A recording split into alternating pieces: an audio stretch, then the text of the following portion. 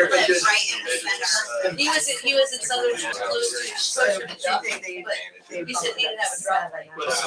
Meanwhile, I had taught at the high school and had to get out there and I had nothing because I didn't know it was coming. I had to go home and change clothes. Like, I had to put my clothes in the shower. Like, That was crazy. yeah, it was crazy.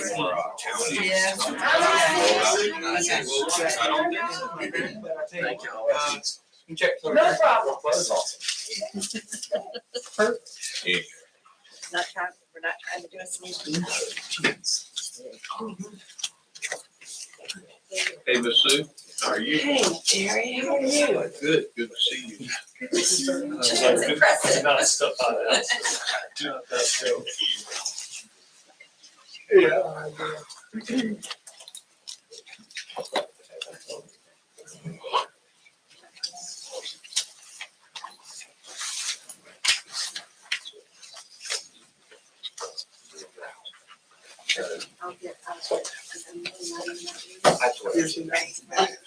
Yes, I think I have. You have to do this. Sister-in-law did it. Very. She's. I got to sleep up. She came back. She do it.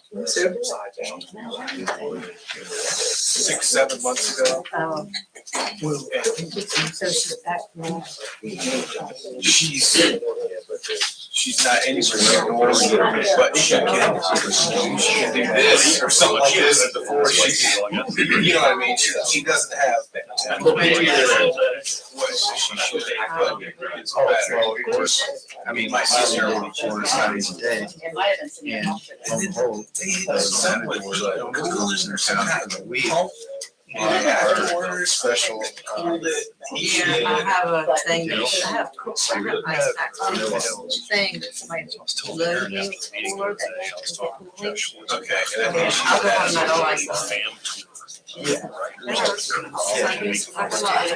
That's next year, right? 2023. Yes, it's not like you send them to the aquarium. Everybody else. Was that the 40th birthday? Yeah. How about a special? I haven't seen it. Yeah, we already did that. The brewing station. So that's right. That's been so good. You see the picture I used? Yeah. Like, how was that even related to the garden?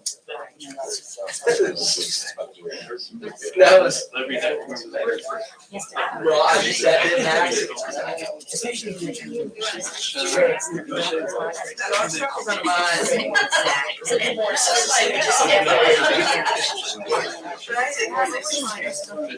She got And I gotta go back over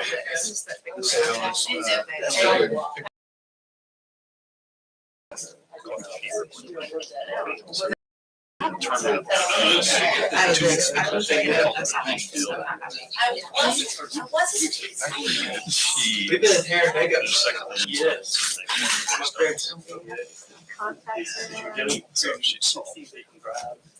All about that. Right. And then crowd out toward the. I know. 6:02. Nobody's heard of them. I'd like to call her back. Yes.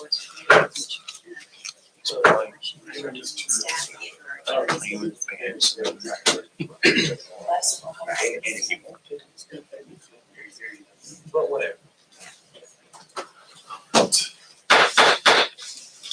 Hereby call to order this regularly scheduled meeting of the Kelvin Hills Board of Commissioners.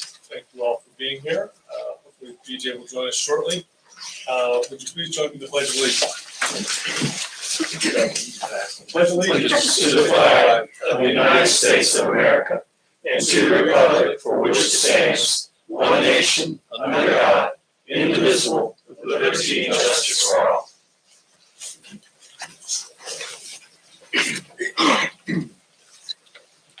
Each meeting, we also start with a moment of silence and As you might expect, there's lots to think about every week, but more today and more tragedy in the news and all around us. So be thinking of those folks who are hurting today.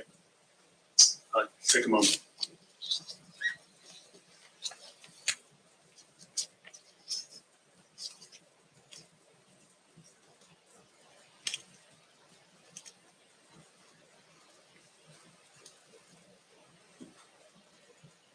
Thank you so much. We have an agenda before you. Mayor, I move that we approve the agenda as presented. Second. We have a motion and a second. Any further discussion? Hearing none, all in favor, please indicate by saying aye. Aye. Any opposed, nay? Agenda carries. First item on our agenda, of course, is public comment. We do 2 public comment periods each meeting, here at the beginning and at the end. If you'd like to, I don't think anybody has signed up. If anyone in the audience would like to come speak, just identify yourself, where you live, and your name, and you've got 3 minutes or 5 minutes for a group. So I see no one is rushing to the podium. I will assume you're waiting for the last one. All right. So response to public comment is now unnecessary. We will go right into our introductions and presentations. We have Dare County Tourism Board, the Outer Banks Visitors Bureau with us to tell us about the event center. I'm so excited to hear. Good evening, Mr. Mayor and Mr. Gray. Great to see you again. Mr. Wood, thank you for having us. And of course, our Assistant Treasurer at the Tourism Board, Ms. Ivy, is doing a great job representing you. I'm Tim Cafferty. I'm the Chairman of the Dare County Tourism Board. I am the 31st Chairman. So the organization has been around a while. See the anniversary coming up soon, but we've been working hard on a facility site, as it were, over the last decade or so. And this is somewhat of a stewardship report that Lee and I have gone around and talked to various groups and towns and so on to let you know what's going on. And it's been 6 years since we've been here. So thanks for letting us come back and update you on the Soundside event site today and what may one day be the Soundside event center. So we're in the midst of permitting and building a sound front walkway, which I think is going to be excellent. It's going to be reminiscent of the duck walkway. So you'll see some activity there on the site in the very near future. What we're going to cover today, is where we are hopefully headed with this event center. It's been a very inclusive process. From the start, we got together an advisory committee to work with the tourism board to get varying opinions about what should be there. You know, we got the original property and have been using that for years and have garnered additional property, and we've been through all machinations. We went to the Dare County Commissioners with our plan, and they thankfully gave us full support. We've been to the Chamber of Commerce. They also accepted us with open arms and said, you're doing a great job, attaboy, just let us know how we can help. And now we're going around to the towns to let you know what's going on here as well. And we also have the opportunity to visit with federal public and civic groups to ensure that this is an inclusive process. And by the way, I know about the 3 Bs, Mr. Mayor, and that's when you're speaking. Be brief, be sincere, be seated. And so I won't be here too long. And I have my cohort, the executive director, Lee Nettles, with me to go through some visuals. I'm doing the boring stuff. And so we're going to address the next issues that come up as well. The events at the site, as we well know, Mr. Gray just had one that drew a lot of people out of market here. And that is the mission of the tourism board, to draw less than in-season visitors to the Outer Banks. And we think that this site is going to help us do that in spades. But we do have a lack of a large indoor facility. It's vulnerable to the weather, as we well know. We've had to cancel events in the past, and if you put out tents and so on, the infrastructure just doesn't allow it. I also think this past weekend, some of us were at the Family Rec Park to witness the pickleball tournament that took place there, and the wind played havoc with that. I can tell you with the women's doubles, at least that I was watching. And so we may have a solution for those folks as well as we go forward. We think that an indoor center has a lower risk for year-round events. We can plan on a schedule and schedule the plan. We can have other things other than sporting events, which our executive director will talk to you about some of the uses of the facility, but we can foresee things like galas, speakers coming in that would help promote professionalism in the area, sporting events, of course, indoor concerts. We can open up part of it, make an indoor-outdoor concert. And one of the things I'm really excited about, you'll see in the plan that Mr. Nettles will share with you, is that we have cordoned off an area that we see as a potential partnership with the Dare County schools as well as COA to maybe do some culinary training right there on site. And annually, the indoor event center and the event lawn are going to generate a lot of support, not only physically, but financially. We look to maybe bring as much as $25 million in new spending to Dare County with the facility, and that's potential of additional 14,000 new room nights. That would bring us a good amount of tax revenue, as you can see on the screen. It will also create jobs. We project that we will see 191 new jobs at or around this facility, including 9 full-time year-round people at the event center. So that's the boring stuff. Now we get to see the artist's rendering here by a local artist. Mr. Nettles, if you take them through what this building might look like. Great. Thank you, Tim. Good evening, Mr. Mayor, Board of Commissioners. Tim shared the whys, the why we believe the event center would be beneficial for year-round tourism and beneficial for the community. I'm going to take you through the what and the where of the event center. And I just have to point out, Mr. Mayor, you've been involved in this process going back a number of years as well. So hopefully you'll see where we're heading and it'll harken back to those days. What you see before you is a rough layout. It's by no means a finished design, but it helps to bring the concept to life. Overall, the building is 48,275 square feet.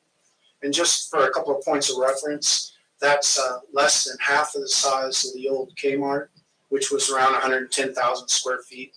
It's much closer to the size of the Publix grocery store, which is just about 46,000 square feet.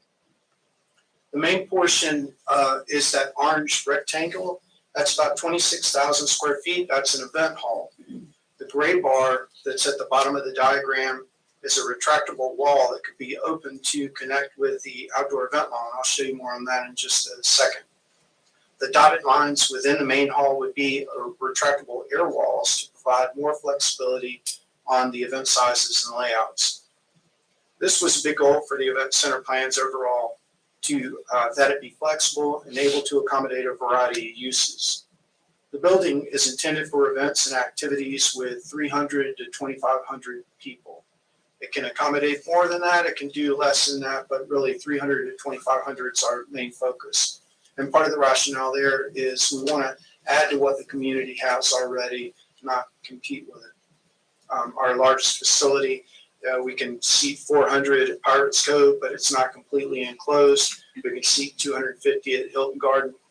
So as you can see, we're trying to fill a void in the community. Tim mentioned some of the main use types earlier: sports, concerts, galas, and year-round events. The size of the building is specific to what those use types need. In other words, we aren't overbuilding and just hoping that folks figure out how to use it. That helps to manage the risk going in and the cost associated with both the construction and the operation.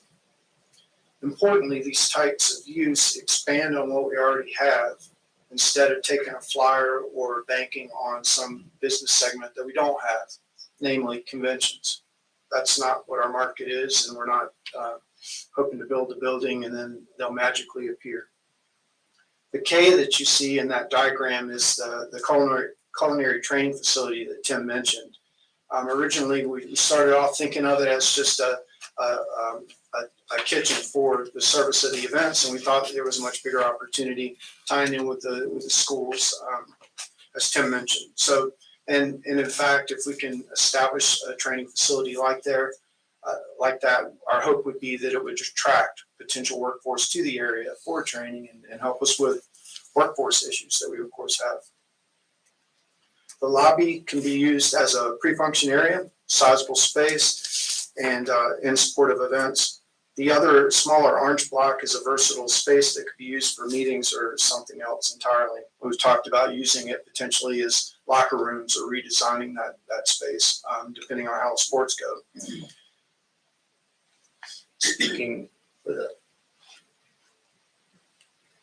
Speaking of sports, here are some sample layouts for the different sports. You can see at the top left, we've got a setup for like a championship format basketball with retractable bleachers on either side that could, hold 1,000 people. We see this as an extension to what Dare County Parks and Rec already has. Of course, we have some courts. This would add some much needed courts. The diagram below that, also in orange, it would be able to hold 3 basketball courts. This is kind of important, and back to the point that I said before, we started with the use types and what was needed and worked back to the building. We didn't want to build the building and say, this is great, we can fit 2.5 basketball courts, for instance. So some of the other diagrams you see on the bottom there are pickleball. Pickleball is the fastest growing sport in America. And as Tim mentioned, we are challenged for indoor space on those. Volleyball, those 2 in the middle on the top, wrestling, gymnastics. You can also imagine cheerleading, indoor soccer, and so on. Importantly, unlike meetings and conventions, sport travelers don't have an expectation of an adjoining hotel. If you have kids, you know that you will travel to wherever those tournaments are happening, and you'll stay as close or not as you can get to the facility. And they travel year round, which is also very important. So this is the where. Here's a look at the site. With the placement of the event center, which is the blue building, of course, you can see how the event center is turned. And the reason for that is so that retractable wall can be opened and connect to the main event lawn. You can also see plans for the Soundside Boardwalk that Tim mentioned. The darker brown is already built. The lighter brown is to be constructed. So another amenity for the community. In fact, whether we're talking about the boardwalk or the culinary training facility or the sports, concerts, galas, and event uses that it'll support, there's a thread that connects all this. And that is the event center is intentionally being designed to be just as useful and appealing for the people that live here as it is for visitors. We can do both. The tourism board would certainly appreciate your support of the event center concept. There's a ton of work yet to do with the state, with the town of Nags Head, with the county. But having the support of a single concept allows us to put all of our energy and effort behind one direction instead of 12 or 20. I think that's when you were involved, Mr. Mayor. We were thinking what if, and it was a big wide open site. So we've made a lot of progress getting to this point with the one concept, and we would certainly welcome your support of it. Thanks for your time. We're happy to answer any questions. Thanks so much. We really appreciate you guys taking the time to come specifically to us. I saw that you had some meetings, and I have a pesky job that doesn't let me have as much flexibility to make those things as I used to. I really wanted to get over there because, like you mentioned, I've been following this since I was on the board myself back in the early aughts. And like 18 years ago, as time flies. Even back then, we were talking about some sort of place where we could gather more of our community together out of the weather and have a drink or some food. I was president of the Restaurant Association for 10 years, and we grew our flagship event from a small event to a very big week-long event, and have thousands of people showing up. But when we wanted to have the big marquee event, we were limited, and we would sell out every time, and that was 18 years ago. So I'm sure that it will be well utilized now and well into the future. And even though you've mentioned, not making more than you need, I'm sure that there's some room to grow in there, and the creative folks on the Outer Banks will put it to good use, I am sure. Thank you. Yeah, we were really, the tourism board has worked hard to still try to take advantage of the natural beauty and the openness of the space. So I think that the biggest challenge throughout the planning process was trying to right size the building and not build more than we need, but but give us something that we don't have right now, and hopefully make us less reliant on the 3 months of summer. We've seen time and time again how that can be a problem. So our hope is to flatten that bell curve and provide more business in the less than peak months. Couple of questions. Yes, sir. Will the adventure park stay there? It looked like it did in that diagram. Thank you for bringing that up. The adventure park is a long-term tenant. They could be there if they exercise options for another 10 to 15 years. The ropes course itself is out over the wetlands, so it doesn't really impede anything. And with the turning of the building, the viewers aren't really looking directly at that. They're more focused on the event lawn. I should point out that Pamlico Jacks would go away. And in this diagram, you can sort of see it there, but the parking spaces are on top. The Dairy Queen would go away as well. The right half of the building is mostly where the old mini golf used to be. So by removing the Dairy Queen building and Pamlico Jacks building, we are taking up about 28% of that streetscape with the building. So, roughly 70% of it still remains open. One more question. I like the diagram to show how the different size field would fit in the facility. Could a regulation size soccer field fit in there? I'm pretty sure it would Pretty big. if I don't know those dimensions off the top of my head, but we could fit 3 basketball courts side by side in there at one time. So, but indoor soccer, I think, would be particularly powerful. I mean, we're what we're proposing with the sports use is never going to outdo a dedicated sports facility like you find in Rocky Mount, but that facility is 150,000 square feet. It's multiples of what we're talking about, but it does provide a valuable use type that'll do both year-round tourism as well as give the community something that it needs.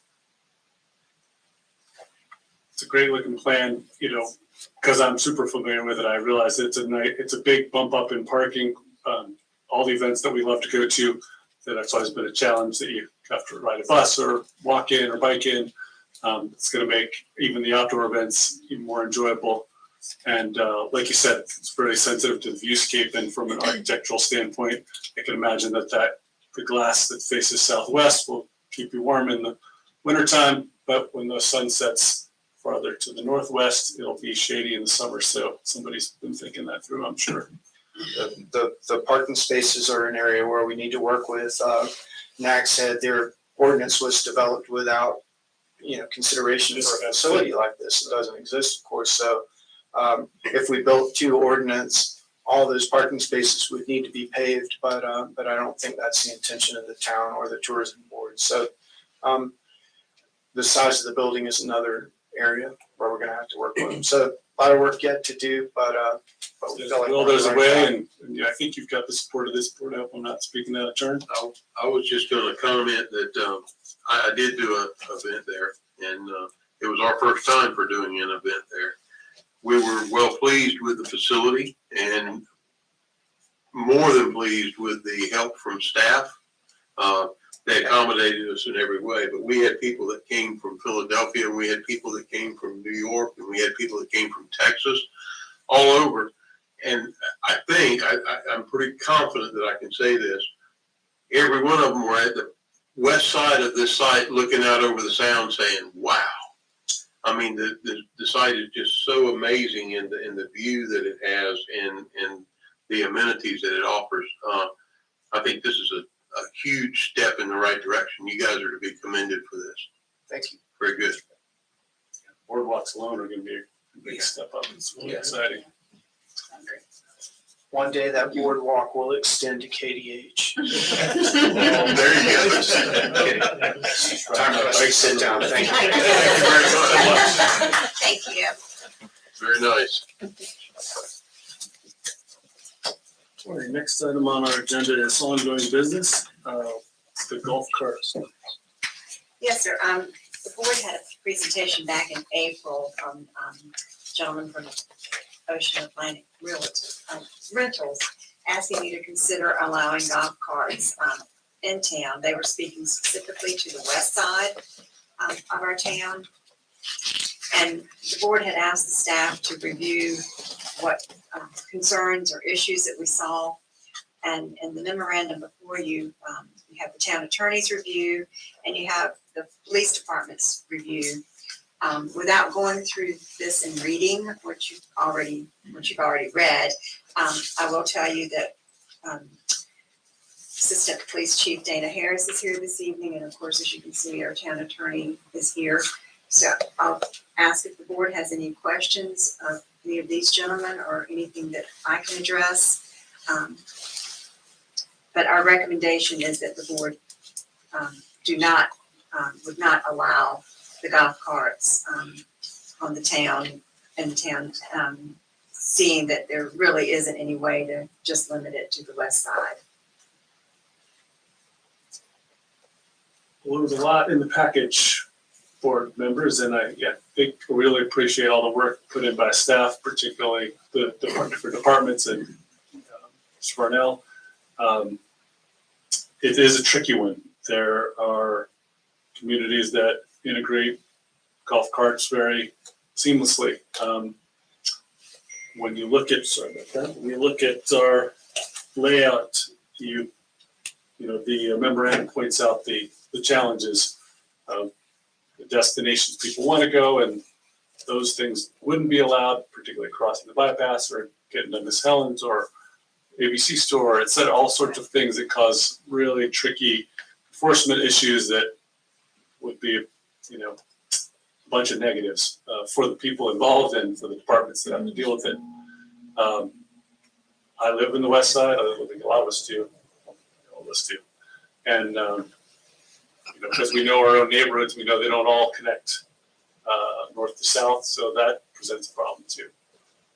If you can't get from so many places to so many other places, then how practical is this really? Ivy and I were talking about all the other issues that come up about how old are people that are driving these things, what are the rules about that? There's the two different kinds, and I know that law enforcement is already having to deal with enforcement of those. I think we all kind of dream of the possibility of it because Ivy and I've talked about, it's greener, they're not noisy, they look like happiness and fun. And I think even though we really want to integrate them, we hear you when it comes to all of those downsides that we're in the memorandum. I don't want to do all the talking, but board members, do you have thoughts? No, I would agree with you. I think we have some limitations that other places don't have. We're not Ocracoke. It's not, we have a major highway running through our town, and what's to say, how are we going to keep them from crossing? I know I was telling Ben, and I also told Officer Harris that I was walking down Bay Drive the last couple of weeks, just a few times in the evening, and there are children driving golf carts. There are what I would say 10 and 11-year-old children driving golf carts with only children in them. And so I think if we get into a situation where, as much as I love the idea of more electric vehicles being on the road and us cutting down on potential gas vehicles, I think we also are going to increase our liability in children, and we're going to increase, having to staff that. And so I'd like to see us maybe work on this some more. I don't know if there's a middle ground. I don't know if we'll ever get to the point where our town is set up for it, but I think the middle ground may be the other vehicles that are referenced here, Right. the LSVs, because they have regulations at the state level. so that would eliminate our, right. So basically just treat it like a car, yeah? Yes, you have to be licensed, it has to have the seatbelts. They're a bit more expensive, but barrier to entry comes with a lot of safety and Yes. sort of Obviously, the presentation was from a business to benefit from such a thing, and it isn't that we don't want this them to succeed, and I understand where they're coming from. There's certainly demand out there. I feel like a lot of people want these things to be available. But taken as a whole, it's got a lot of gray area that's, the negatives are kind of outweighing the positives in my view anyway. Even though I'm a supporter of the idea. So I don't think this is a hard no for me anyway. You know, I think I'm with Ivy that it's worth continuing to think about. And I kind of agree with what Ivy's saying. I'd hate to see it, you know, just be squashed altogether. I think one of the things that I read in this was that in the town attorney's report, he indicated that other municipalities have approved ordinances to allow it. And I'd like to look at those. I'd like to see them, you know, and take a look at how they did it. There may be, like you said, a middle ground. I think that we don't need to get into over-regulation with it as far as, you know, actually inspecting them and so on and so forth. I think you open yourself up to a lot of liability when you start doing that. I'm very supportive of it, but I'm not supportive of it enough right now to say, yeah, let's do it, because I've got some questions that I need to have answered. I'd like to see what the other ordinances are that people have approved it with. that's a good point. I thought of that too. And I also thought that I love making a data-driven decision, and I don't really have a handle on the volume of locals that would be interested in this, because I assume if it's the west side, maybe it's a few of the rentals that are on the west side, but it might be locals that want to go to their neighbor's house or whatever. Well, the police department, the calls that they get are from people vacationing here, wanting to bring the golf cart Right. to get to the beach. You know, they said 80% of those are on the west side, or east side of the bypass rather. So it doesn't really apply.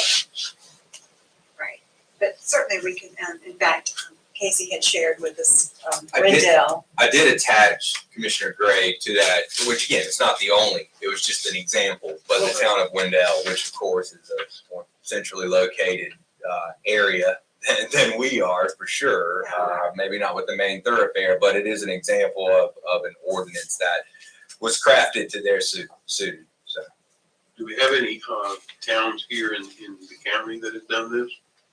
to my knowledge, I'm not aware of I any. think Doug, Doug has, Is Doug, okay. Yeah. Okay.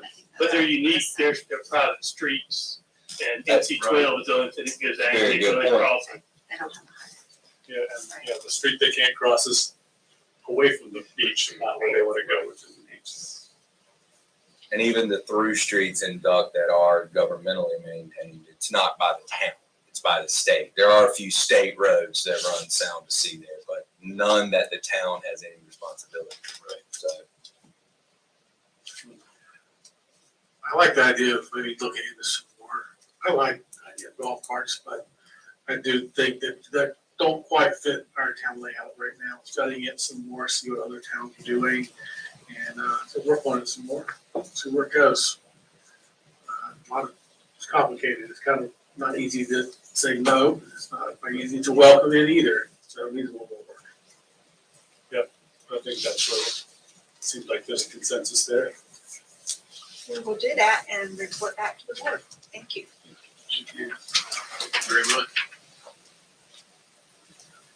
Next item is new business.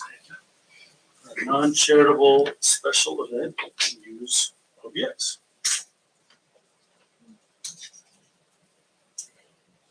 You gonna preface this? While she's getting out her information, I'll just start the ball. The town has received a special events permit application from News Original Amy Hill doing business as Bus 252. This is for a non-charitable event to be held at the Outer Banks Brewing Station. They propose to hold it every Monday from 5 o'clock in the evening to 9 o'clock, June 6th through the September the 6th. The request does not allow the staff to approve this. It requires approval from the Board of Commissioners. but we've just outlined some of the items of concerns that we have. We did get some updated information from Ms. Hill that, we provided to you on Tuesday and that you also have, at your place there at the dais. And that includes some other answers, some of the questions answered that were not originally on our application. And also the owner of the brewing station, giving permission for this. One of the concerns that the staff has is that there is no event that's associated with this request. Typically, when the board is looking at and would approve this, there would be something else tied to this. In the past, Ms. Hill has done events that where a charity has been the event, and proceeds from the sales have gone. Some of the proceeds have gone to the charities. But here, the event is only the sale of the items from her bus. And as our ordinance looks at this, this would be an itinerant vendor simply setting up at another place of business, selling wares that we have brick and mortar stores selling the same thing with no other event tied to it. And Meredith, please add. I'm actually gonna let Cameron do most of this, but I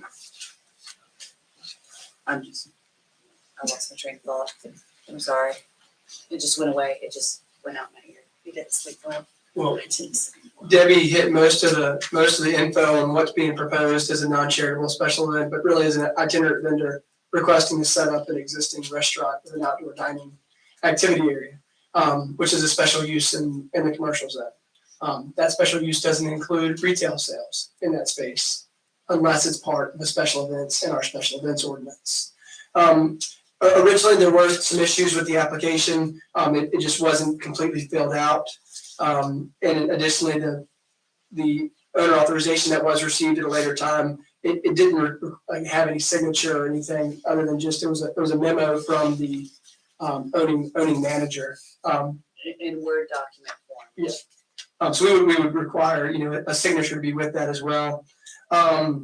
Required parking, the Outer Banks Brewing Station parking spaces are required parking spaces. The sketch she provided later does show the bus in the backyard area. So just to clear that up a little bit. And then from the fire department, they're just wishing that they don't block any drive aisles or anything that would be a safety concern or fire lanes. And just kind of look at some background of Chapter 111. This was updated by the Board of Commissioners in 2019 to create more flexibility for events in Kildover Hills. The update was a culmination of several meetings with the intent to allow more flexibility for festivals and events in Kildover Hills. The ordinance maintained that itinerant vendors were prohibited unless part of special events. One itinerant vendor has applied for to sell merchandise weekly at a location throughout the summer months is not part of a special event and does not meet the intent of the ordinance. However, as part of the revision, the Board of Commissioners did add commercial yard sales as an exempt activity. The commercial yard sale regulations allow for a commercial site to hold 4 yard sales per year, using up to 10% of the required parking area for no more than 5 consecutive days. The applicant may be better suited to apply for a commercial yard sale with owner consent. A copy of Chapter 111 is attached to your consent for your convenience. Staff recommends denial of the application because the application does not meet the minimum application requirements and is not part of a special event.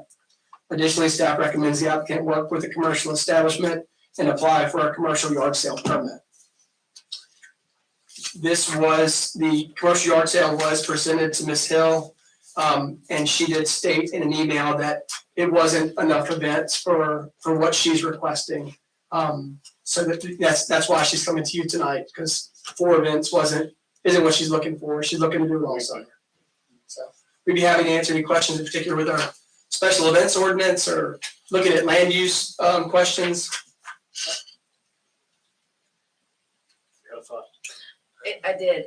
At the end of that, the other concern that staff does have that we want to bring to the board is that because of this application in it being really more of an itinerant vendor than an event, additional applications will probably come to the board similar to this for simply an itinerant vendor, that they are their own event, is essentially what we've gotten out of our correspondence with her, is that she is the event.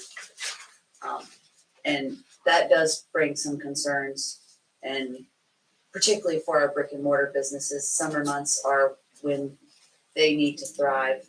And if they have competition that doesn't have overhead, doesn't require employees, doesn't pay any of our tax base, it may be a conflict. And that's where a lot of these rules came from originally. Correct. Right. And we also had, if I'm understanding the history correctly, we had a problem with all sorts of folks trying to vend in the neighborhoods and the beach accesses and in every On the parking beach. lot on the beach, selling hot dogs. And all of this is about trying to balance the nature of the community that we have versus the sort of a freewheeling past that can't really exist anymore. I'll chime in. I support the staff's recommendation here. When I was reading this precedent, something kept popping into my mind as a real concern, and we want to take a step forward that would lead to undesirable itinerant vendors, because we don't want them. And we worked pretty hard on the yard sale thing a few years ago. The yard doors not still to be shut. They want to do 4 in the country. They can do 4. So there's a little room to work there, but I agree with staff's recommendation for this. Because I know that a lot of artists and folks that participate in various farmers markets in other parts of the county and ours, our event, are all paying close attention to this issue, just generally how it evolves. It seems to me, and tell me if I'm wrong, that this application isn't far off, putting aside the sort of thumbing the nose tone of it all. If this event had any event-worthy component, an art auction for charity, or a demonstration of how to make things, or a puppet show, or any kind of event, it would be an event. But on its face, what has been presented is just itinerant. And in the summer months, a charitable event is permitted, but only a charitable event, not with for-profit vendors. Okay, so the charitable events can be approved at a staff level year-round. So if it was an SPCA event and all the money was going to SPCA, we can permit that year-round. If they want to do an event with for-profit vendors, such as the SPCA is part of the Christmas and all the vendors that are there are going to give 10% of their profits to the SPCA. That is, that's allowed September through May. And then when the board redid the ordinance, they looked at this non-charitable event to come to the board so that if there was a large event, and I think, Terry, correct me, we talked about the car show. Some of that does have some charity to it, but those big community events that you wanted the ability to have those because they're good for the community as a whole. They're They short-lived. make money for like 3 different nonprofits. But an event like that is, and they would come, these events that were not charitable could come to the board and you could look at them. And I read the minutes and it was for the good of the community, an event that was for the good of the community. The board wanted to be able to make those decisions for those types of events. And there may be an event that's good for the community. Maybe she can create an event that's good for the community and come back to the board with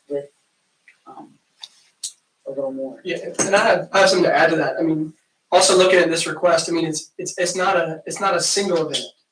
It's every Monday through the entire summer. that's where it's not an event, that's asking to be an allowed use. Right. You know, we have a very specific list of permitted uses and special uses, and itinerant vendors is not one of them. And I think that's, you know, this is what the list has been, and it's fair to the other businesses in town, because you know what's your competitor, you know what's allowed, and they have development regulations that go with it. You have certain parking regulations, building codes and how many bathrooms you need, you know, those follow those things, but obviously through the special events ordinance, it gives a little bit of flexibility to have these things that are really driven to be community events. The flexibility of the non-charitable and of the commercial yard sales kind of relaxed a couple of things that gave people the opportunity. Well, you can at least come and ask the board, you know, if it's a consideration, you know, to have something like this in the summer months, or to be a completely non-charitable event. If somebody wants to have a taco cook-off in the Seagate North Shopping Center, they come and they tell the board that all the businesses are going to be closed, there's ample parking, and it's all for profit. That could be a cool community event. I don't know. That's just an example. But I think there's that flexibility. But what this is asking for is the use, not as an event. And that's really where it's different. In my mind, at least, as a planner, I get into thinking about land use. Yeah. So. Yeah. There's a structural way that all the logic is put together, and I definitely understand that it seems a little impenetrable to the outside person, particularly somebody starting off in business, and wanting to, you know, get going on a shoestring. I started my business on a shoestring years and years ago, and you know how hard it is. And you're looking for any way to kind of get going. I see your point about use, though. That I think really is what we should probably bring to the forefront here, is that there's special event and then there's doing something on the regular. Those are two different animals. And, you know, I think the individual discussions I've had with various board members, both recently and over the years, has been always sensitive to all of the folks that put these rules in back in the day, because they were solving a problem. And we have to be very careful not to undo a solve, recreate the problem. Because there is a lot of demand from outside folks to come in and sell their wares any way that they can. And we're trying to balance the needs of our, you know, folks that are starting up, as well as folks that have already got. And when to add to that, to help with that balance, the board started First Light Market. Last year we had 45 vendors. This year we're looking to expand it to at least 75. We might be able to get to 78. We're looking at space, we're measuring, and we have enough vendors to fill it. And it is every week through the whole summer. But you have to look at that. Everybody has a certain criteria that they have to apply to: a space, a table, you know. It's a 10 by 10 tent. Yes. And you've got to keep that so that everybody's, you know, the It's same. fair. Yeah, and to make it fit, it's a very successful market. I mean, it just, to me, it's going past alleys. I mean, you know, it's very successful. But you have to have those rules, and people have to subscribe to them, because that keeps it fair and equitable for everybody. So, you know, but I'm gonna go a little bit different angle on this. Mm-hmm. I looked at the application, and I don't think the application is complete. There's a lot of places where there's questions that are asked where it just says NA. There's is the updated. There Yeah, is- even the updated one. Oh, is the updated one not? Yeah, even the updated one is not. And you know, it just, when you ask a specific question, you need to get some information. You're trying to find out how a person is going to react to an event, or how a person is going to deal with an emergency. I do events, and I've been to quite a few of them and set them up. And when they ask me a question about what kind of emergency plan you're going to have to deal with something, this is what I give. I mean, and it's a table of contents in it, and it tells you how you're going to react to each and every event that comes up. That's part of what they're asking. You know, how are you going to deal with a fire? Well, You know, it's not whether or not you have a fire, it's whether there's a fire that happens and how are you gonna deal with it. So, you know, that was one of the big concerns I had when looking at this. I don't think the application is complete enough to say, you know, yay or nay. Yeah, I back what staff's saying. I think they are on the money with the recommendations and how you're dealing with it. So I'm supportive of staff. Yeah, I recall putting on a few events in Nags Head when my store was in Nags Head decades and decades ago. And even way back then, I think it was a 7 or 8 page application that had all those questions. How many people do you expect? Where are they gonna park? Where are they gonna go to the bathroom? What are you gonna do if they get hurt? All that sort of thing. I mean, that's what event planning is. And even when it's on a small scale, it needs to be considered. I have spoken with the applicant numerous times, and there are lots of areas that we've discussed that have potential ways to continue to improve them. These ordinances have been, you know, amended and updated numerous times, and these aren't the only kind of challenging areas that are presented. So I look forward to continuing the discussion to figure out, you know, what else can be done to improve it. And I think that staff has offered some other alternatives that work for our town, in our town, which is different from all the other towns, and we have our own concerns and our own history. That's not to say that we aren't completely sympathetic and want all of our folks here to succeed. You know, our business is small, of any size. Making or creating anything, we're all on board for that. I know it's probably not what the applicant wanted to hear, but that's where we stand. So I think we're taking staff's recommendation on this one. We could have a motion to deny, Mayor, please. Yep. Motion to deny the request. Mayor, I'll make that motion to deny the non-charity special event use OBX. We have a motion on the floor. Is there a second? Second. We have a motion and a second. One last chance for further discussion. Is there any further discussion? Hearing none, all in favor, please indicate by saying aye. Aye. Any opposed, nay? Motion carries. Next item on our agenda is committee reports. Move here. Sue Kelly, just come in and watch tonight. I'm addicted. Super fan. Good to see you. Thank you. Commissioner's agenda. Why don't we start down here? Nothing here, Mayor. Nothing. All right. Likewise, the mayor does not have much to say. Ms. Town Manager, I'm sorry. No, sir, thank you. And how about Mr. Martell? Nothing from me, Mayor. Right. That gets us to the consent agenda. Yes, sir. Short consent agenda this evening, 3 items. The first being the minutes from the May 16th, 2022. Budget amendment number 19 to record the revenue and associated expenditures for leases in accordance with the new leasing standards, Gatsby 87. And 2 partnership annual reports, the first being from Interfaith Community Outreach and the Outer Banks YMCA. Staff recommends approval of the consent agenda as presented, and a motion would be in order. So moved. Second. Got a motion and a second. Any further discussion? Hearing none, all in favor, please indicate by saying aye. Aye. Any opposed, nay? Motion carries. We have consent agenda.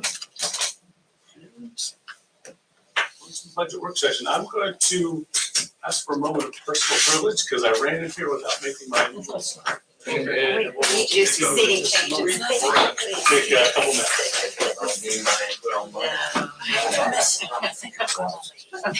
We need hers. We like hers. We like spa days. Yeah, exactly.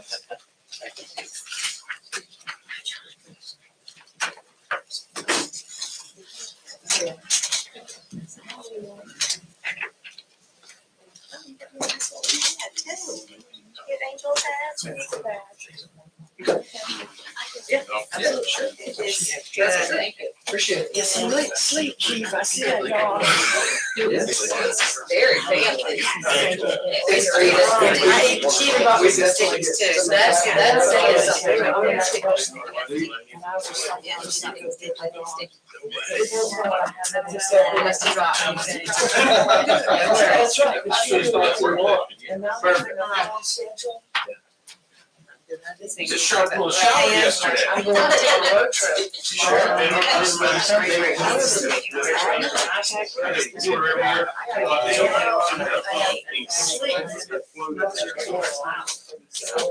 When I rolls by at 3:55, we're not good. Memorial Day guy. Thank you. I mean, there was rain rates like 6 hours during the peak today. So it made a little mess for about an hour and a half over there. 5 and 7 o'clock. Bill, good job. Thank you. It was a sharp one. Yes. That was crazy. Yeah, where they live is you're gonna have more stuff. I haven't gotten the car when I picked her up. No, it's She's just on like, mine. It's just she walked where she shouldn't have, and she was like, went to her knees. I was like, She just won't. Great. Michelle said that hit right at their pickup in elementary school. And then 2 of the radios, I guess the staff is out there directing traffic. She was They were working at the end of the night. with that. Since me. I mean, it was sheets. I mean, it's but it's in the. I'll be right back. You can, they do, so.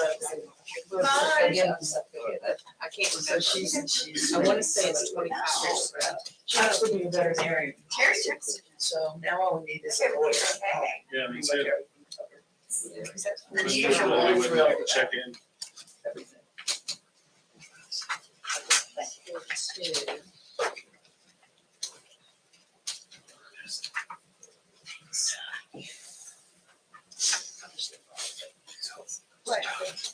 I was just looking. I didn't know it was a work session. Barry told me that phrase. Somebody just used myself to say, I need a moment of personal privilege. Excuse me, everybody, it's time for I'm gonna try to personal have my privilege class. time. Sounds like something from a late night show. Yeah. Stephen Colbert line. Yeah. From a 50s boardroom or something. I don't know where that phrase came from.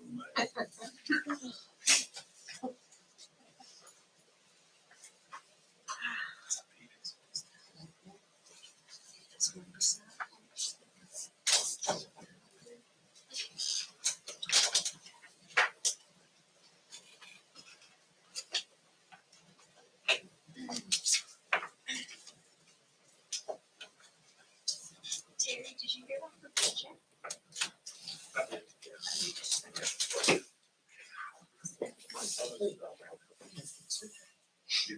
Share with you.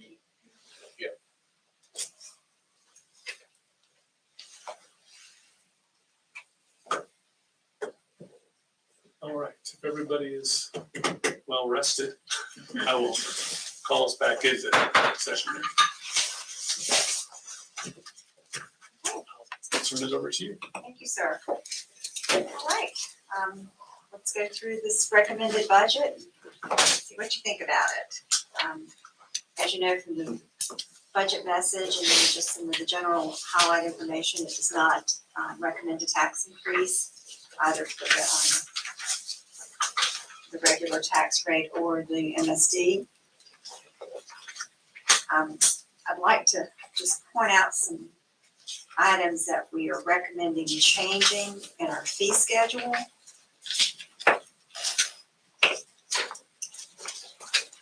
Which is Roman numeral XD, which is behind tab 2. Ordinance, budget ordinance, that's where your fee schedule is. We are recommending to increase the fee for the applications for town code amendments and the fee for the Board of Adjustment amendments, both of those to $500. The Board of Adjustment fees, there are costs that the town incurs. We have the cost for the town attorney, and we also have the cost for the zoning board of adjustment attorney, which the cost is borne by the town. So we feel that the $500 fee for that is more reasonable. And then for the code amendments, some are getting very complicated and it requires a lot of staff time. I think we feel that the $500 is more in keeping with that staff time. Also on here, we are requesting a fee for the non-charitable special events as one that just appeared before you, $100 per event. That currently doesn't have any charge because that's the first one we've actually had that needed to come to the board. And then I think the only other one is we do now have a town flag that will be available for sale, and that's been added, and that is cost plus some administrative fee, and that's $90. It's a big, nice looking flag.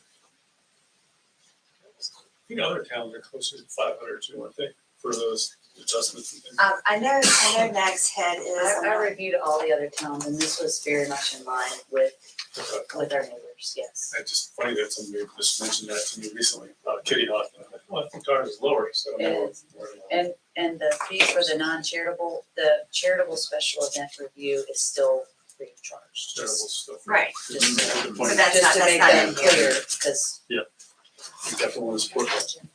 sure. So if there's no issues with that, maybe we could flip to page 2 of, behind tab 4.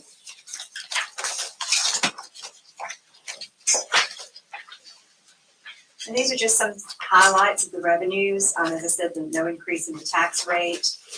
State and local sales tax are projected to increase 3.75%.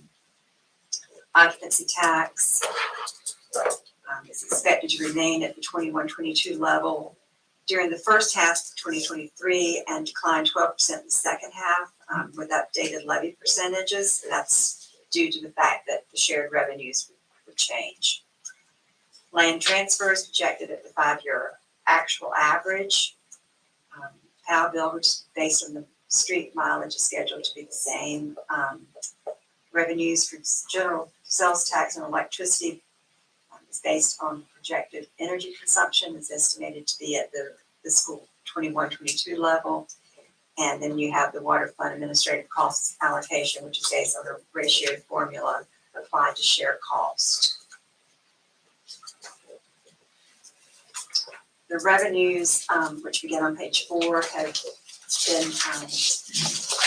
been conservative, but we don't feel that we've been overly conservative. But as the last 2 years have taught us, just don't know. But we're comfortable, we're very comfortable with these. Beverly and Angel have spent a lot of time and compared and talked to, and even with her broken wing. It's good to see you. Very good to see you. Let me just say one thing if I can, Mayor. I was gonna bring it up. I got so excited about the flag that I missed the opportunity to say it, on 4, when it was talking about general fund expenses. The sidewalk and multi-use capital fund, I've talked to the town manager about it in finance, and I plan to request an additional 100,000 to go into that, to bring it up to a total of 300,000. So I can address it later, in the budget, but I was gonna get it right there. when we were On the new side. So please consider that.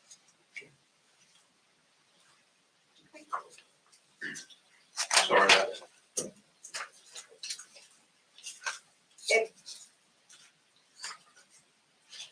If the board is amenable, I think the best way to go through the budget is to get into each department. And I'll do the highlights, and if you have any questions of myself or the finance department or the department head for that budget, everybody's here. So with that, if you would go to tab 6.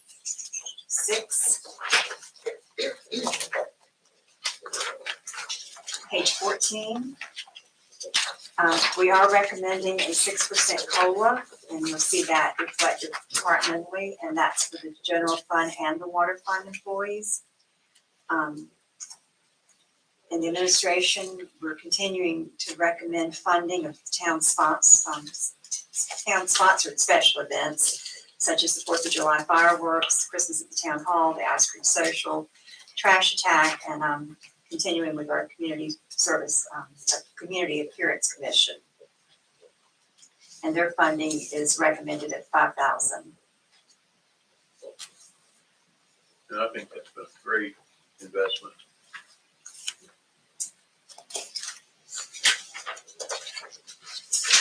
There was, as you can see, there, of course, is some tweaking from the plan year budget. It's an increase in cost.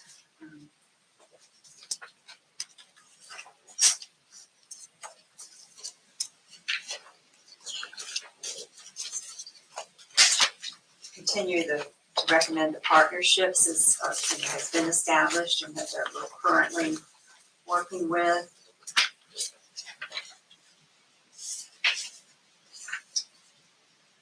And the administration budget is not requesting or recommending any capital outlay funding.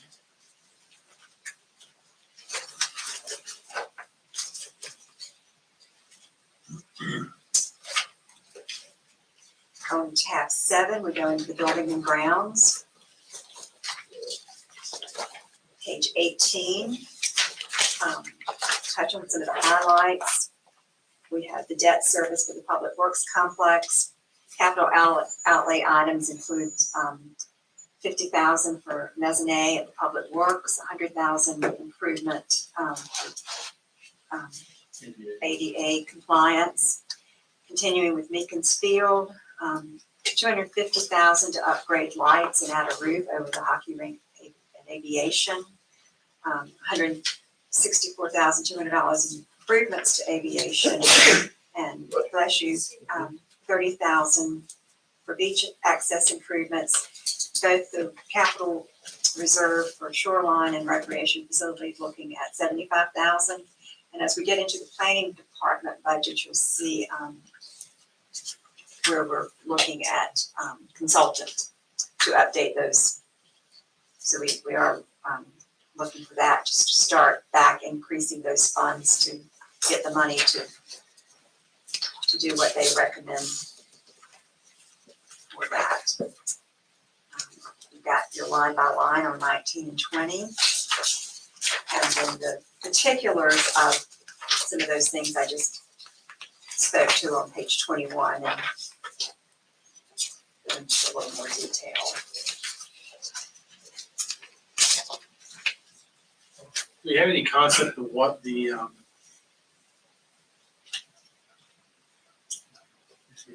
roof over the hockey rink may look like?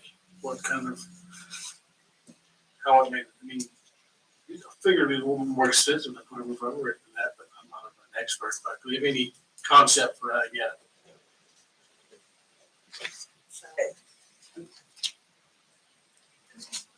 Metal roof. Or, It's just lights and roof, put metal roof over it. I don't I know. was just curious if it would be able to cool off that rink enough, that surface enough in the summer to house vendors on that space. We have our markets. It was too hot to use that space for vendors in the summertime on a sunny day. But if there's a potential to kind of get more vendor space in the summertime with this roof, but I'm not sure. That's just my thought process when I was reading this. Thought it was a good idea. But you give a little more flexibility It's with our certainly market. something we can look into as we develop more the concept. Yeah, it would definitely be too hot in the summer. Good eggs, I think. Yeah.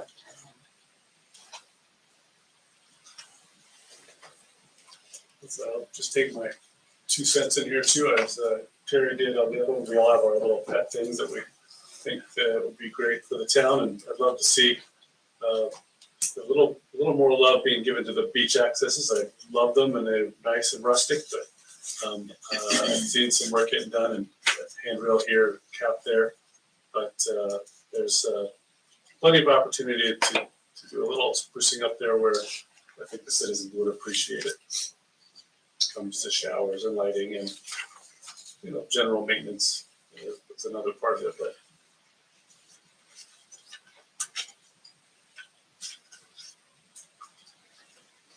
Okay, But I'm looking forward to seeing what happens at Aviation Park, so that money should spread around nicely. Yeah. There's a lot more people end up with beach access every day, so. I think I've said this before, I think this is the year where people are, to see, well, we've gotten out of this hole economically, what do we have to show for it? So I'm looking for stuff that people notice. Please go ahead, though. okay, tab number 8, Finance and Tax Department. Page 24, our health insurance renewal rates did increase for both active and retirees by 7.5%. We have also included the actuarial study from other post-employment benefit valuations, which is a requirement of GASB 75. You see the line items beginning on page 25. And again, just some tweaking from the plan here with no capital outlay request finance.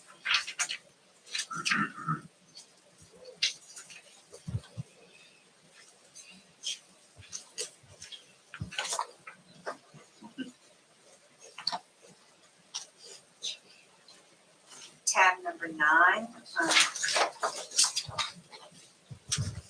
MIS division. Page 27, just some highlights. It includes all the current management, maintenance contracts and license, with the addition of a service related to teleworking connectivity and increased cyber security. Upgrades are recommended for our current VoIP system, phone system. Includes replacements with the town server, and it also includes moving Laserfish to a cloud-based service. Nice. Page 28 shows you the line items. There is some capital that was the replace the town server, and then a KACE system management.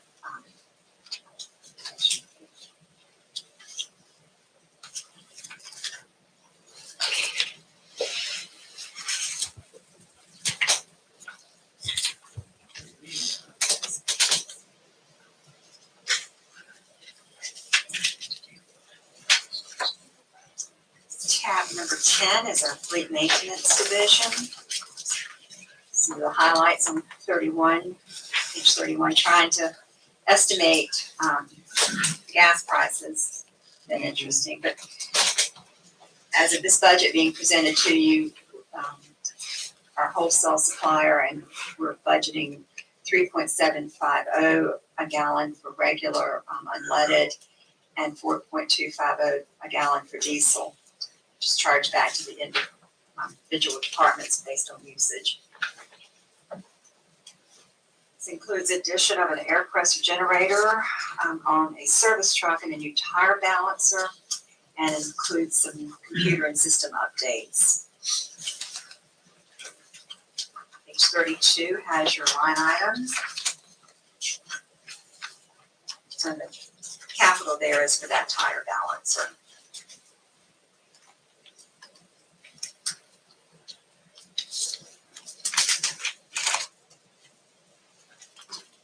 Quick question. Yes, sir. When we determine how much we're gonna pay a gallon for gas, it says from our wholesale supplier, how much is the difference that we pay wholesale versus what retail gas prices are? We had to, for one thing, you got the tax in the retail that we do not pay. I was curious, I like the vehicles, you get wholesale price for those as well. Right, and plus you get the state contract, which is considerably less than what you and I would go and pay. Yeah. fuel is 2.5 times higher than it was in 2019. It's kind of staggering. Or staggering how cheap it was in 2019. So we get used to it. And I think what gets even scarier though is, in the seventies, when it was scarce, when you had, Lines around the clock. exactly. Tab 11 takes you to the Planning and Development Department. Some of the highlights on page 36 includes, as I alluded to earlier, includes the shoreline access plan and recreation facilities update. It also includes zoning and subdivision chapter ordinance updates. Be busy with updates. Those updates on those plans are needed. Yes, they are.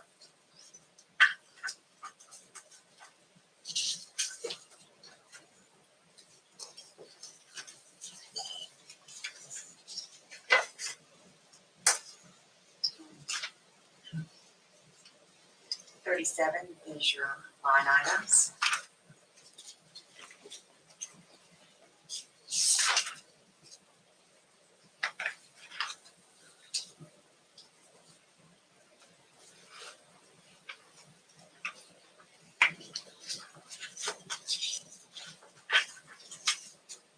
No questions for planning. We can go to tab 12, beach nourishment. Page 40, it includes the special obligation bond debt payment. As we discussed, the tax rate remains the same. Includes ongoing beach maintenance, surveying, analysis of the shoreline and existing projects with your line items on the next page, 41. And our project this year will be starting very soon, back next week after Memorial Day. Tuesday, it starts seeing it. Coming in and starting to set up. Non-budget related question. Are they gonna offer tours to the commissioners like they did 4 years ago? We can certainly ask. Okay. I gotta You're make off the interested in boat. that? I don't wanna get left off again. No, I was on the planning board then. I didn't quite cut the mustard to get the money, so. So they want the tour. So John, I managed the project and I never got on the boat either, so don't feel bad. Heard all these wonderful stories. I bought my It's steel so much boots. fun. Well, we will do what we can to get that request, and I will tell you, you need steel-toed shoes. Make that happen. Okay. I will buy them for the occasion. Mine are in the closet unworn. Oh, Yeah, they cut us off, they cut us off at the, right, yep. I mean, I had my boots and everything, they said. Ready to go and didn't make the cut. Does look like some cool toys out there. Oh, I was jazzed. We kept hearing about the menu. Food was supposed to be good, right? Great chef out there. Yeah. Ben couldn't stop rubbing it. Tab 19 will take us to the police department, animal control. Did I skip some? Yeah, 13. Oh, I'm sorry, that's what happens when you take your glasses off. Tab 13. Sure.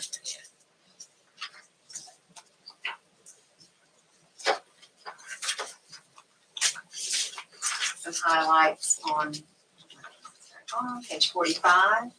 Have the mandatory funding of law enforcement separation allowances for 3 retired police officers. Training is included, of course. We've got body camera and related video service contracts. And then replacing the Motorola Flex CAD RNS MCT system.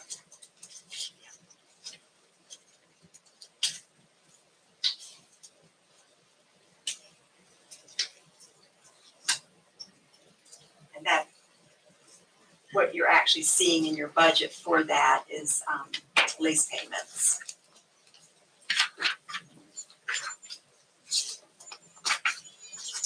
I'm gonna give my plug for leasing some electric cars.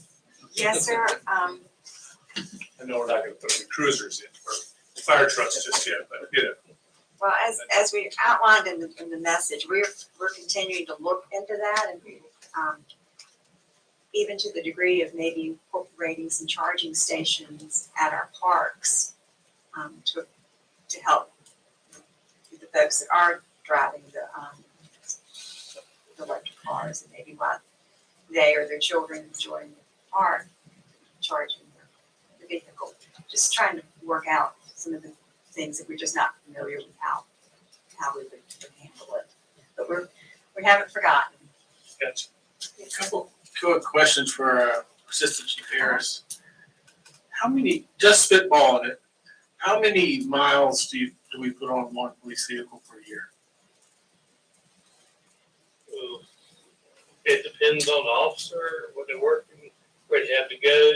It could be up to 30,000 more. You know, if they're doing, they're having to go to training somewhere outside of the area. I'm just curious, just general patrol officers, how much just cruising around town they put on a vehicle each year? But the cruising, could in, but then as miles drop when they go to a wreck and they got to sit for 4 or 5 hours. They're not putting miles on it, but the engine's getting a lot of miles on it. Yes, it is. So, and the salt water doesn't help it a whole lot. More hours of the AC running than any. And heater. Than any of our cars in the hot summer days.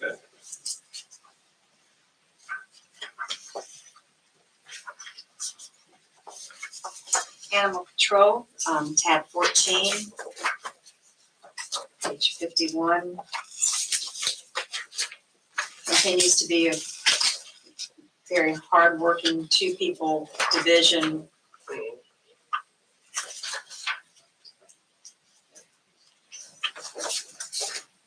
And there is no capital outlay request this year for them.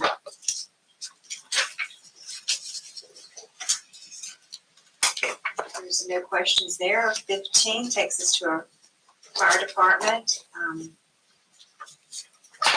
55, of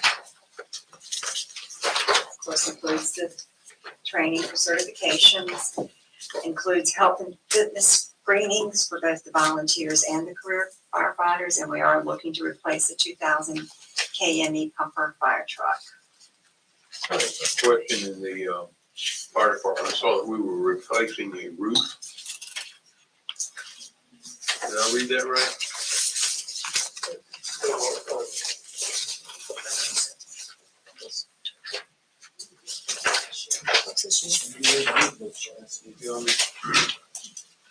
There's somewhere I read it in there, but they weren't funded.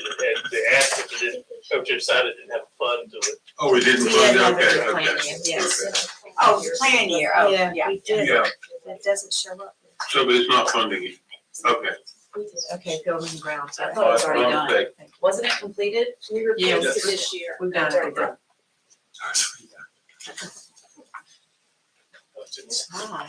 Well, the question was if we, why were we replacing it if we're good eye. doing fire?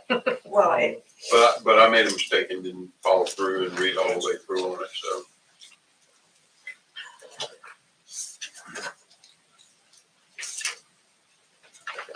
Even bandaged up wings caught that one, huh? that's good. Ocean Rescue, which goes on page 59, includes funding to maintain the present service level of 21 stands.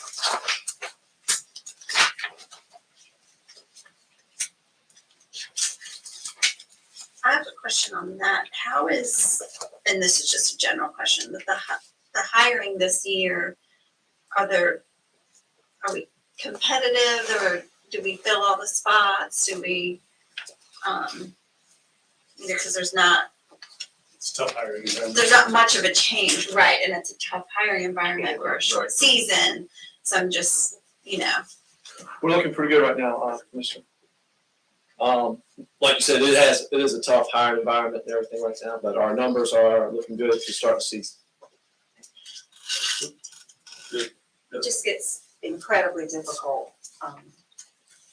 when they go back to school for that college in August. And I think Chief and Dave have done an excellent job recruiting locals who we're able to at least keep until it's time to the schools start back. The Y has been very beneficial, very helpful with that, you know, helping, with those guards, but, we're feeling what the others feel that lose the college. College folks. Can I back up one tab? Just a Sure. quick question. Chief, what's the normal lifespan for a fire truck? 20 years. 20 years? Yes, sir. With such a long ownership, what are the pros and cons of equipment ownership versus leasing where you keep a vehicle that long? These are lease purchases, Lease. we own Buy. it. They're actually finance It's purchases. finance purchasing, not leasing in the sense that you would think of leasing. You know, So when- total lease payment is $64,000. Right, you know, when we come in, we'll come in annually with a big, lease purchase agreement where Beverly and Angel have gone to the different lending institutes, got the best rate. And you'll approve that, and then, so that's what each of these are. And what they do here is estimating when we're gonna receive the vehicles, and then you budget for that many payments. But we would own the vehicle. All right. All we're leasing, I don't want to get it back and keep it. Right. But, all right, good. Good question, I know that can be confusing. It's terminology, and I don't know why that is. I don't It's a either. finance purchase is exactly what it is. Yes, And it is. then I want to flip back to where we were talking about the lifeguards, Chief. When it comes at the end of the season and they do start going back to school, do y'all actually move them around, or, because it doesn't look like to me there's any difference in the coverage. I mean, we're still covered pretty well. We do move things around, and we make sure we communicate it to the public through social media and all other avenues, just to let people know that, hey, these are the beaches that will have a lifeguard.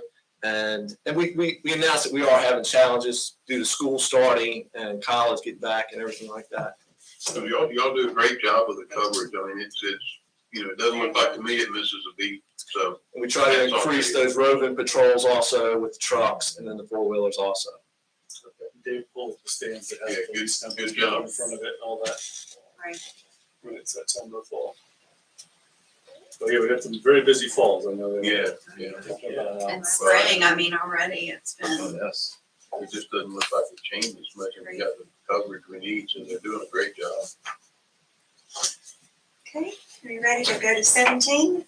All right, let's go to 17. Streets is the first division on page 63. The highlight shows the street sidewalk capital reserve 200,000. If the other board members concur with Commissioner Gray, we'll look to increase that to 300. I'm definitely supportive of that. If there's more wiggle room, I'd even go higher, but, so those are my two priorities there and up here in beach access. Yeah, take you one higher. Mayor, what is your thoughts on the beach access number to increase it? I'm sure that we can find a way to spend $100,000 there too. I mean, there's plenty of room. It's a lot of beach accesses and, you know, I don't want to micromanage what needs to get done. I just know that, they look like they're very lean. We're not wasting any money there. We are keeping it running and, it has a rustic charm to it, but I think that our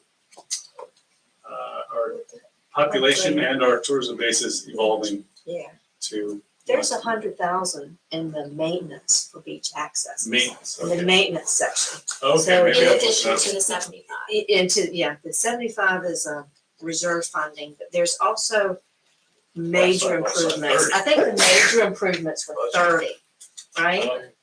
So that's it. So again, it's one of those accounting things where it's in It multiple is, places. it's maintenance, is ongoing maintenance and replacing boards and this and that, and, you know, whatever.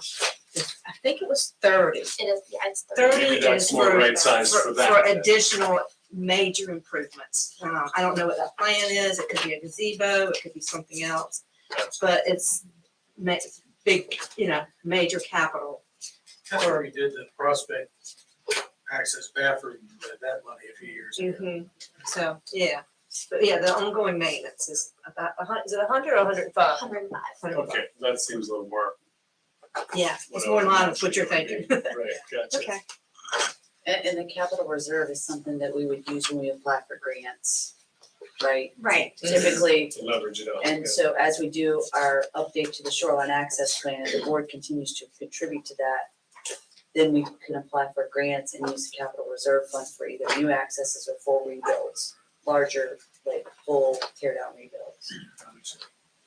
Maybe I'm advocating in that direction, I was looking at the wrong line. But I would agree with the sidewalk. Yeah, thank you. I noticed that Hank said was doing a good job promoting the sidewalks that they put in recently. It's always good. Well, they've started on that west now. Yeah. We're doing with our street, with Third Street. Which that, Looking forward to seeing lots of that's pictures. looking That's good. here shortly. That's pretty work back there on Third. So That that, place is looking really good. sorry. That's all I'm saying. Okay, so, just to reiterate, the budget that goes to public hearing is the recommended budget.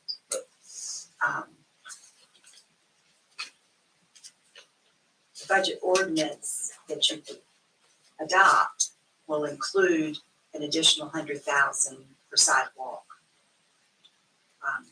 capital reserve. Okay? Gotcha.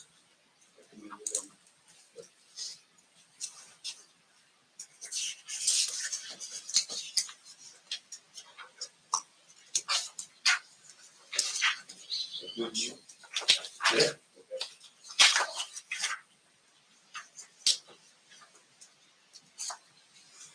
Tab 18 is your POW bill.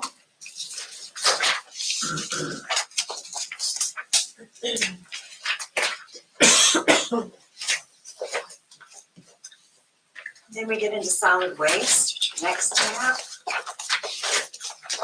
Page 69, we are estimating 10,850 tons of garbage for tipping fees at $90 per ton, which does include a monthly fuel surcharge, and an estimated 1,100 tons of C&D at $65 per ton. We continue to do our tub grinding, and we're gonna recommend to replace 2 garbage trucks and purchase a grapple attachment for the roll-off. Has there been a benefit with the mulch over at the aviation park? Has that moved any more mulch for us? I think it's been a good benefit, for people that maybe have limited time and wanna do nights and weekends off hours. I don't think it's made an appreciable dent in our pile back there. We still have an abundance, so if anybody wants to do some landscaping. Is it too much trouble to do that at aviation? Okay. No, and like Steve said, it does allow for people that want to get the mulch when we're not open. Correct. And I've heard that too in a positive way. Yeah. I can't get the regular hours most of the time, so. Yeah, I've seen it. I have a trailer, I get enough. It'll fit so much in my old car. I'll bring my own trailer. Buy a horse.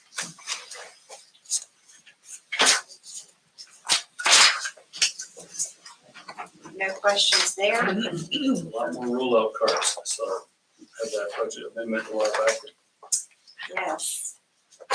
more dumpsters too.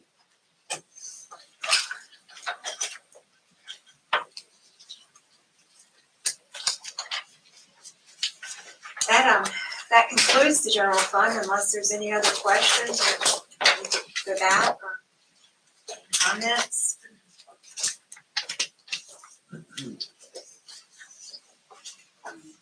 Tab 22 will take us into the water fund. We do, as you know, we do have the water rate increasing 4%, which follows the water system master plan. The water tap fees is adopted by that plan. And then it includes an $18,750 repayment to the wastewater fund.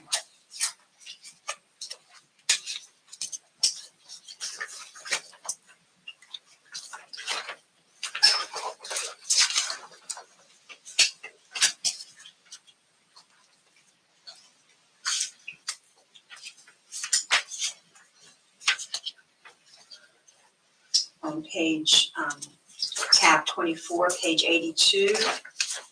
As I stated earlier, 6% COLA, same health insurance increase in general and liability insurance. And then we're including a purchase of a generator and an auto transfer switch.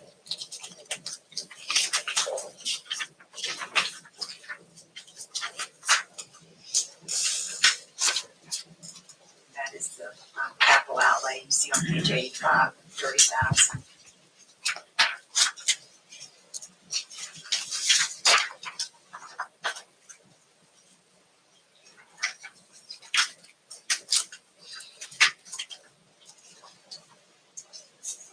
Water plant divisions, next tab, page 87, the wholesale water rate is $1.97 per thousand.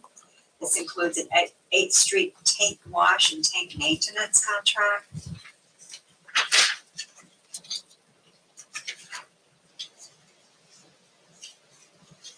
Plan improvements include $206,000 for the old town hall generator and automatic switch, $18,000 to upgrade the chlorine system at 8th Street, $26,000 for the Old Town Hall check valves, $62,000 for the Old Town Hall ballast, $20,000 for supervisor control and data acquisition, radio and antenna replacement.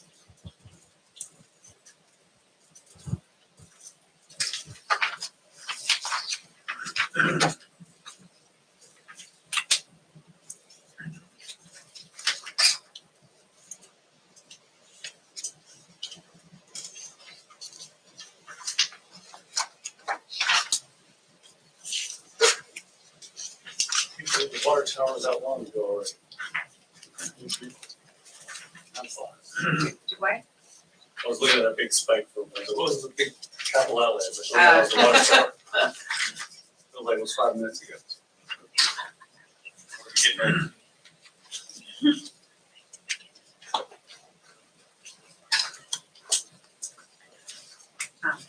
Water systems, the next tab, page 91, includes $75,000 for water line improvements associated with the street project, and it also includes the $505,000 for Seminole, Indian, and 158th Street drainage improvements that are associated with the water system.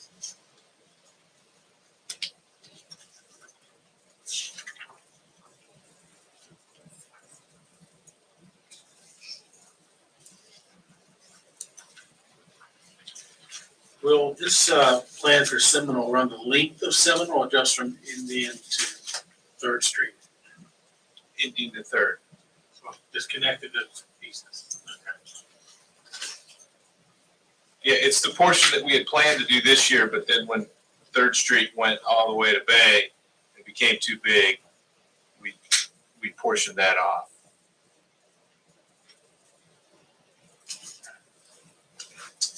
We talked about Wrightsville a few times the last few years and costs kept pushing it back. Where does that sit on the timeline now?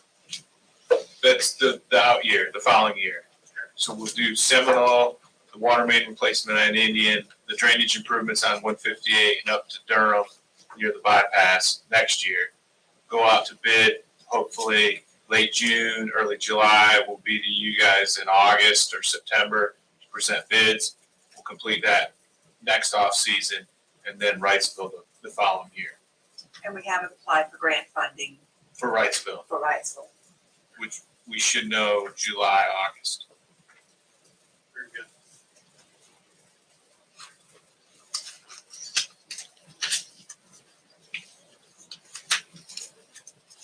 Wastewater, page 96, maintains the current rate structure,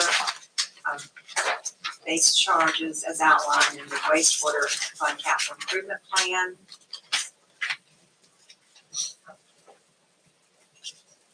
And basically your expenditures will continue to operation and maintenance have been contracted. And it does include that replacement to the water, repayment to the water fund, as I mentioned earlier.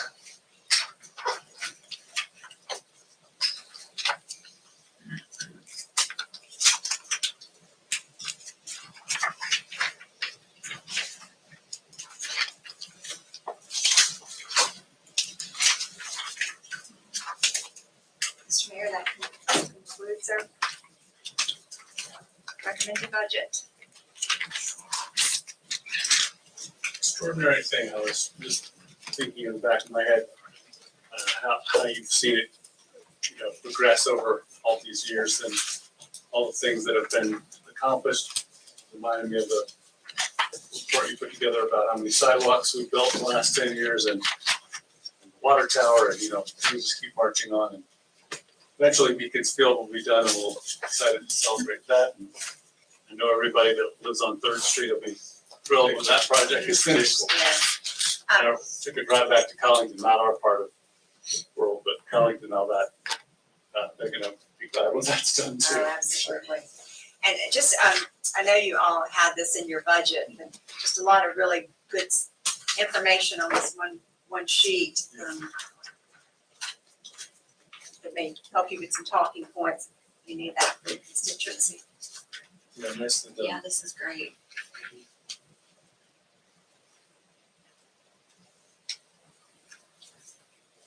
Each nourishment, that's 18%, sort of spread out. It's kind of a solid, every year kind of thing now. Forever now. I remember when they came and presented and said it was like a once every 15 years, 12 years. Sold one way and done another. That was early in the game. Oh, I know, but still their original presentation was not as it turned out. I hadn't seen it broken out in residential and commercial before. I make you wonder what those numbers were in Kitty Hawk and Ag said. It's kind of the business hub here. I think a very interesting point from that was back when Pete Berkheimer was doing the presentation and on the water system and the fees and structure. I thought it was very interesting that the initial hookup fees, that does not pay the majority of the cost that your residents and their water use does. And that was something I never really thought about, because you see that big, large amount, but that's a one-time Yeah. fee. It's the incremental, Mm-hmm. the big money is the every month. Right. Forever and ever. Well, with that, we will have a budget ordinance prepared for the first meeting in June. And if after the public hearing, you're so inclined, you would be able to adopt the budget at that meeting. Not the 13th. Yes, sir. I may have missed it in here, but do we have, I like the breakdown here, residential versus commercial. But residential, is there a breakdown anywhere by zone, like how much the residential zone contributes, how much the OIR contributes, commercial? Somebody once told me that OIR was 40% of the tax base, but I have no idea if that's true or not. Yeah, I'd like to know that. Yeah, Okay. no rush. I think we can get it, because we got all that information when we were doing MSD. I know we got it for the MSD. Yeah, we do, yeah, ocean. Yeah, Probably back it out of that tax and figure it out. We just have to get the whole tax thing and then sort it. Yeah, no rush. It's just, I've had similar comments when it come to me, and I'd like to know the facts behind that actual data. Just the Yeah. Public likes to get their head around how just the broad outlines of, our unusual economy makes for good talking points. And people love to have stories to tell they're out of town. Friends that come visiting. And I love the 1 penny. I mean, that's such a good visual. Yeah, the tax rate in Norfolk is like $1.20. So it just reminds you that they complain that our taxes are too high. You go, well, you're in Norfolk. Yeah. It's 4 times higher. Especially after the county. We didn't spend too much time on COLA. I did want to tell you that when I met with all the other mayors, it was a big topic of discussion at the last mayor's lunch. And I can't say I remember them all, but I think most were in the 5% range, and they were using, what do they call it, merit and bonuses as a way to do the rest of it. We don't often talk about that, but it seemed to be what all the other mayors were talking about, so like, well, I better be up on this. Nags Head 6, It is 6, next it is 6. that's the recommended, Right, okay, yeah, they Same haven't here, approved it either. so, Yeah, I think it must have been Duck or something towards it's at 5, and then they want to do another and chunk they, of yeah, money for they do other things. They do different ways to- Yeah. incentivize X, Y, or Z. It seems to be pretty in line with what has been going on with the economy.